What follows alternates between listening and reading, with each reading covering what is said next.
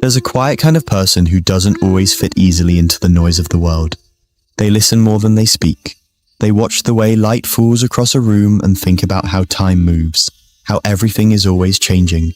They pause before answering, not because they're unsure, but because they're weighing 10 different possibilities at once. These are the deep thinkers, the ones who spend more time inside their minds than in conversations, the ones who can turn a single moment into an entire universe of thought. But if you've ever been one of them, you know it's not easy.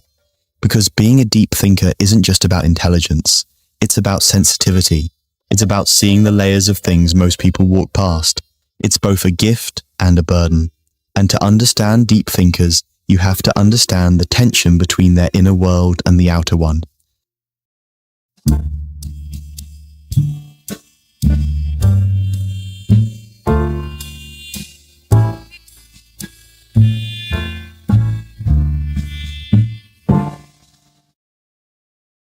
Most people think too much thinking leads to confusion, but for a deep thinker, thinking is breathing. It's how they process existence. They don't just see a tree, they see how it's rooted in the soil, how it bends toward light, how its life mirrors their own in unseen ways. They find metaphors in everything. A conversation becomes a study of emotion. A silence becomes a question. A glance becomes an entire story. Psychologically speaking, deep thinkers have what researchers call high trait introspection, a tendency to analyze not only what happens around them, but also what happens inside them. They're constantly scanning for meaning, asking why, not to be difficult, but because why feels like oxygen. This is linked to activity in a brain region called the default mode network, which is more active when we're lost in thought or reflection. It's the same network that lights up during creativity, imagination, and memory. So, the mind of a deep thinker is a storm of connections, constantly weaving, comparing, reflecting. But this same ability can be isolating, because while others move through life reacting, deep thinkers are observing. They pause, they notice details, they think before they speak, and sometimes, by the time they're ready, the conversation has already moved on. So, they stay silent, and people mistake that silence for disinterest, when really it's depth.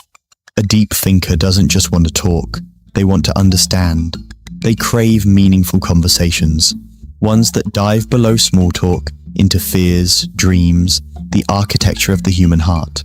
Surface-level chatter feels exhausting to them, because while most people swim in the shallows of daily life, deep thinkers are diving for pearls in the ocean floor of thought. But that depth comes with a price. It often makes them overthink. They replay events, dissect every sentence, wonder what someone meant, wonder if they said too much or too little.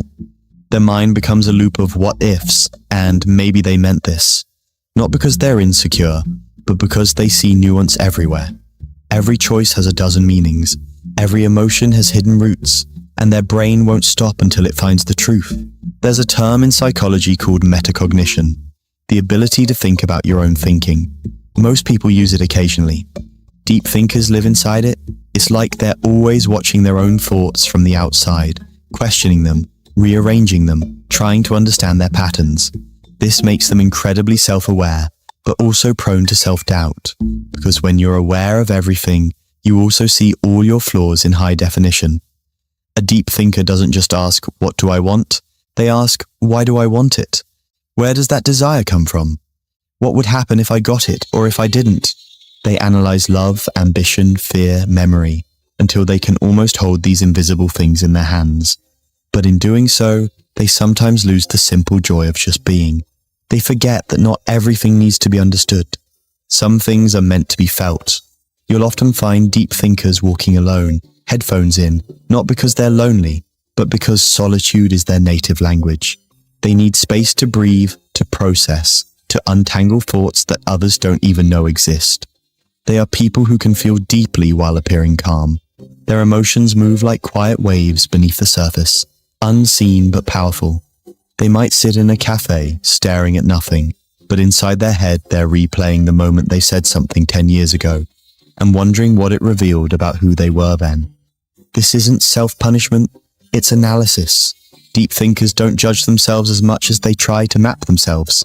They're trying to draw the geography of their own mind, to know where each feeling lives, and that can make them appear detached from reality, when in truth they're simply trying to see it from every possible angle. One fascinating thing about deep thinkers is that they often experience what psychologists call existential thinking. That's when you don't just wonder about your life, but about life itself, about time, purpose, morality, consciousness. Questions that don't have easy answers, and that's what sets them apart from ordinary overthinkers. Overthinking is worrying about the future. Deep thinking is questioning reality itself. It's the difference between anxiety and awareness. But here's where it gets paradoxical. The same mind that can see patterns in everything can also create illusions that don't exist. Because when you think deeply, you can connect anything to anything. And sometimes that web becomes a trap. They might read too much into silence, assume meaning where there is none, or turn simple things into philosophical puzzles that never resolve. It's like having a microscope that's too powerful. You start seeing things that weren't meant to be seen so closely.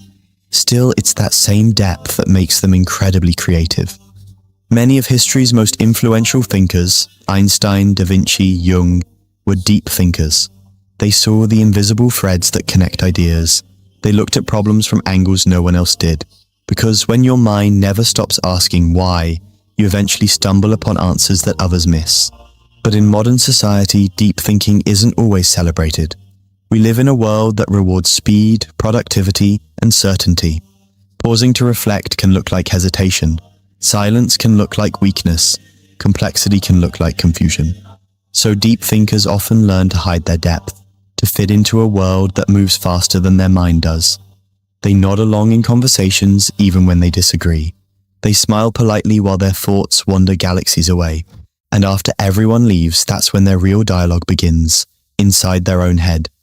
There's a loneliness in that kind of inner life, because deep thinkers often crave connection, but only the kind that feels real. And genuine connection requires vulnerability. But not everyone wants to dive that deep. So deep thinkers stay guarded. They become selective, observing quietly until someone shows signs of depth too. Only then do they open the door, and when they do, it's not halfway, it's all the way. They'll tell you their fears, their hopes, the things they don't even tell themselves out loud. Because deep thinkers don't do halfway hearts. But that vulnerability can backfire.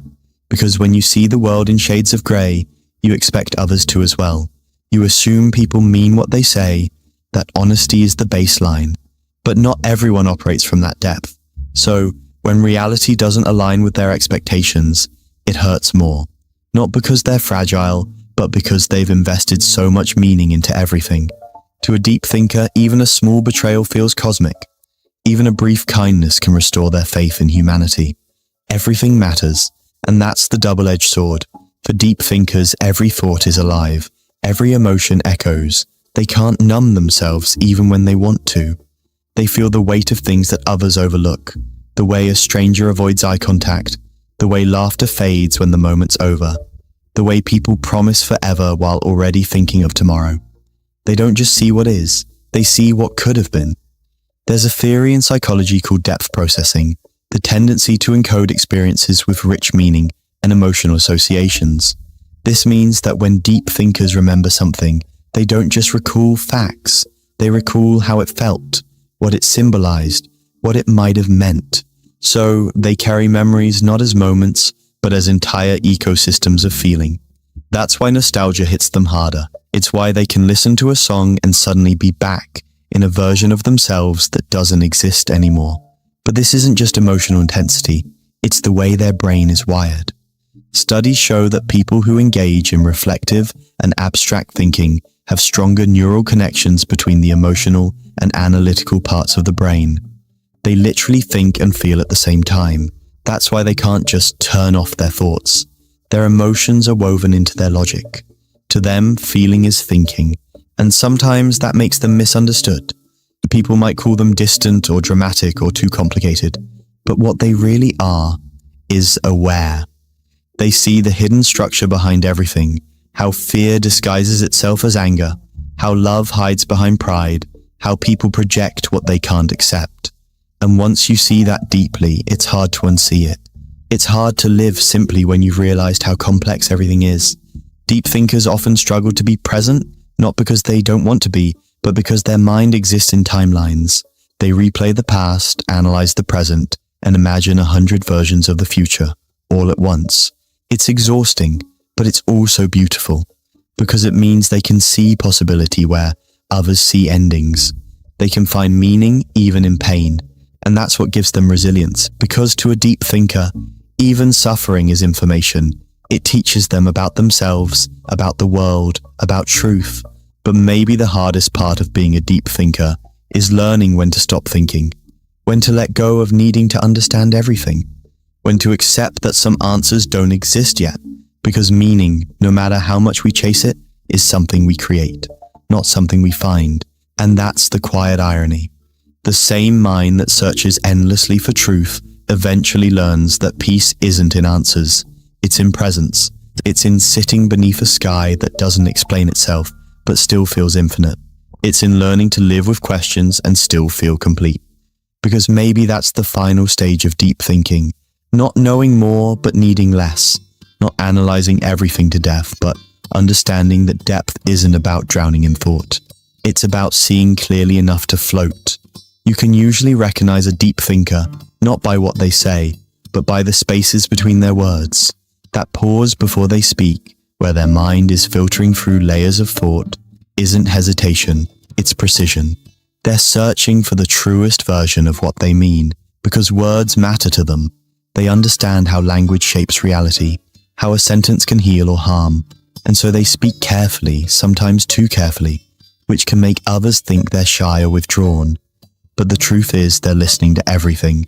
The tone, the subtext, the silence between sentences. Because to them, communication isn't just about what's said, it's about what's felt. Psychologically, this kind of awareness is tied to high empathy and pattern recognition. Deep thinkers are constantly reading emotional data. They notice micro-expressions, subtle changes in voice, tiny shifts in energy that reveal what someone's not saying out loud. That's why they can often sense when something is wrong, even when no one else can. It's not magic, it's attentiveness. They process the world like a detective of emotion, scanning for patterns that others overlook. But this kind of mind comes with a strange side effect.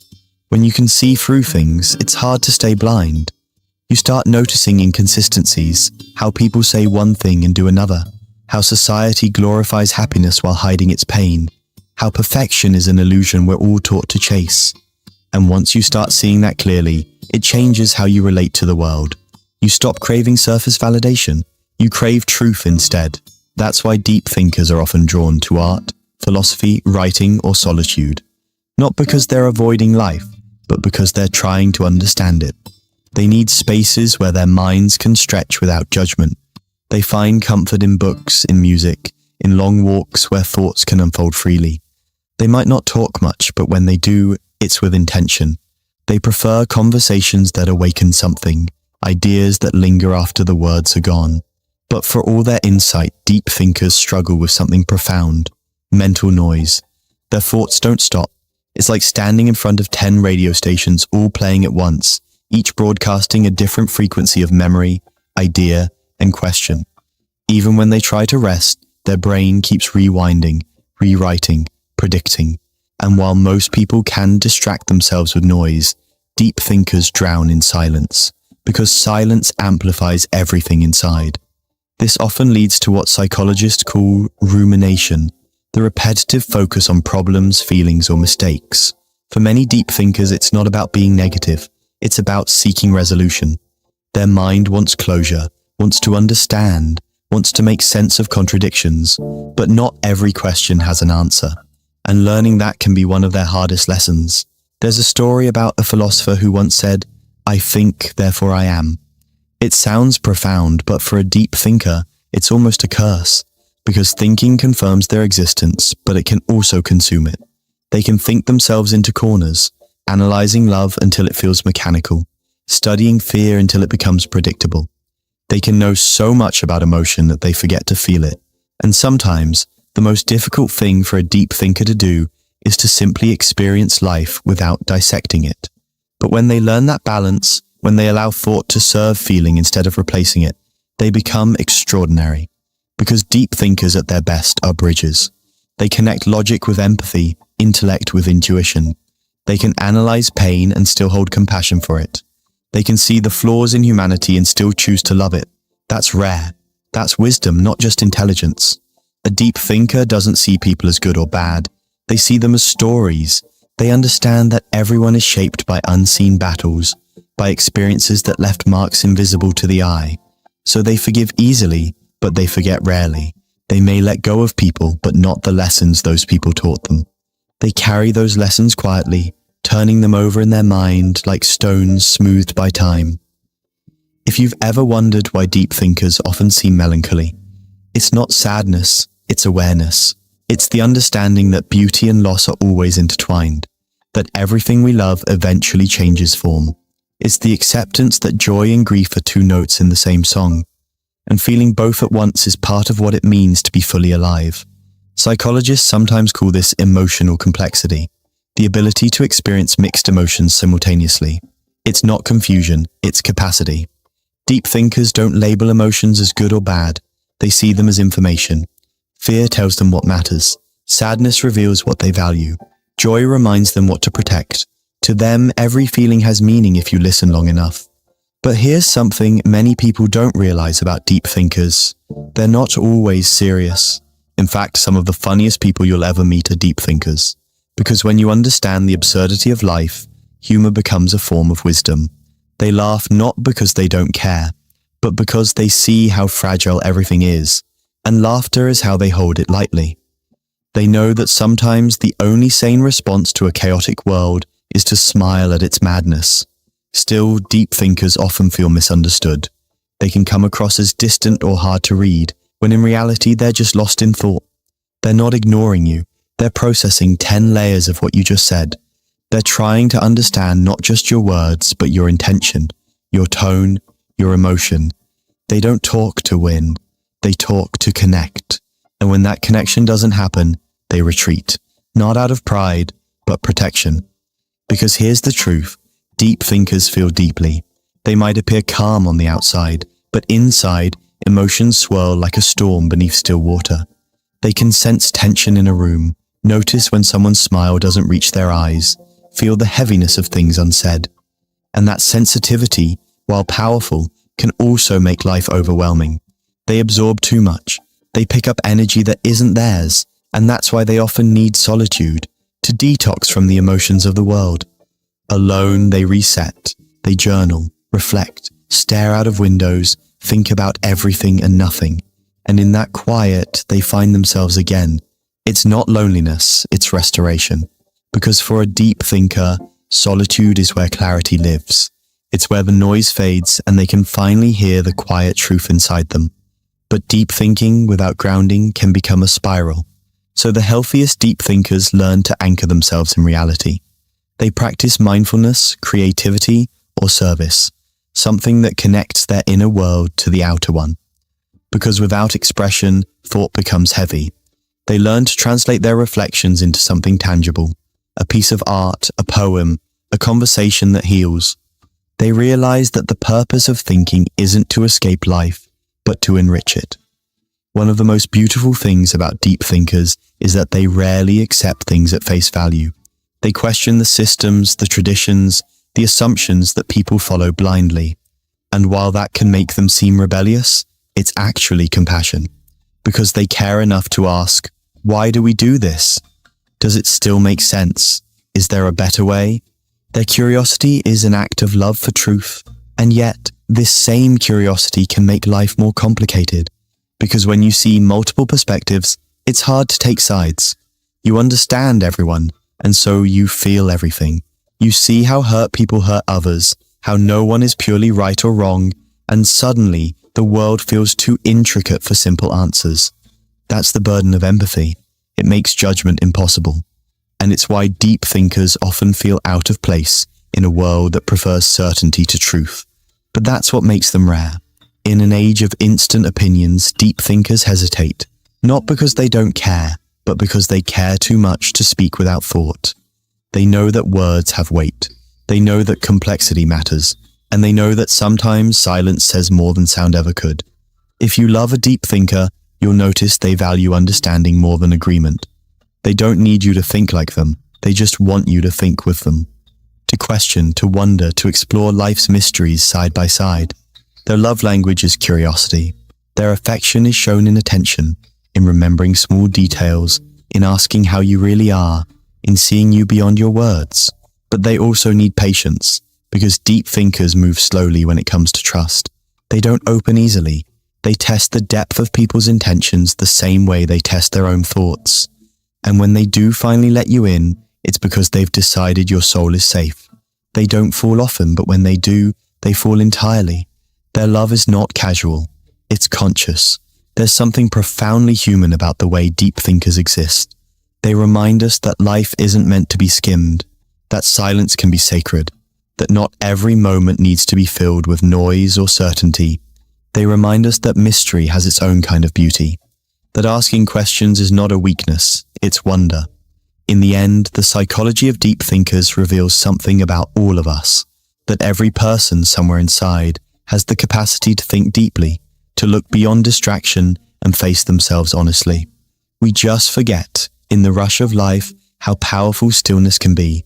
Maybe that's why deep thinkers exist, to slow the world down a little, to remind us that thought, when done with intention, is an act of love.